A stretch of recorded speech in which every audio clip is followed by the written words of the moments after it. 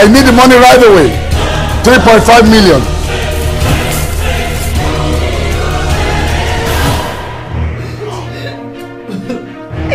Sọ fún mi wípé bí àwọn àbúrò mi ṣe náwó ìṣòdà. Owó tí wọ́n sọ yìí, ibo ni wọ́n ti rí owó mi?